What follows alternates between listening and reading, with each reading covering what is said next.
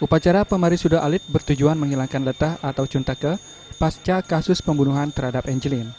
Upacara Pamarisuda Alit dilaksanakan oleh prejuru dan masyarakat Gumi Kebonkori. Upacara menggunakan tingkatan Caru Pancasate dilaksanakan di Catus Pate setempat, dipuput ide Serimpu dari Pesraman Reng Kebonkori. Pengelisir Gumi Kebonkori, Wayan Wirenata, maupun prejuru Gumi Kebonkori, Madi Budi mengatakan, meski telah digelar upacara dengan tingkatan madya, namun kedepannya harus dilaksanakan upacara tawur dengan tingkatan Panca Kelut untuk menetralisir aura negatif akibat kasus pembunuhan tersebut, serta mengembalikan kesucian wilayah Pertiwi Gumi Kebonkori.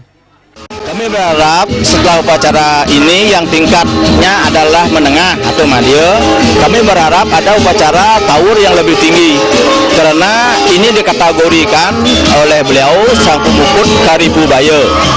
Kalau mayat serentak banyak kan Karipu Baya juga.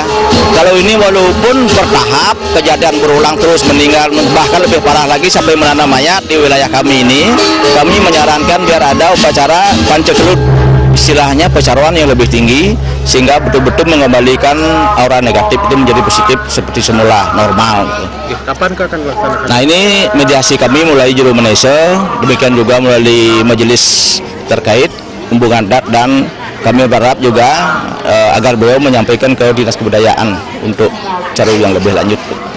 Adalah tentunya menetralisir, baik dari keletahan yang negatif itu supaya dia dinetralisir menjadi yang positif terkait dengan adanya pembunuhan itu, karena di TKP pembunuhan itu ada di wilayah Kebonkori.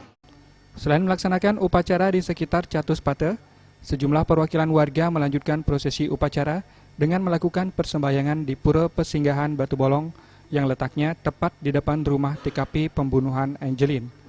Pada saat itulah tiba-tiba muncul kejadian mistis setelah seorang ibu tiba-tiba kesurupan dan berteriak histeris. Alit Sidi dan Adi Setiawan, Bali TV.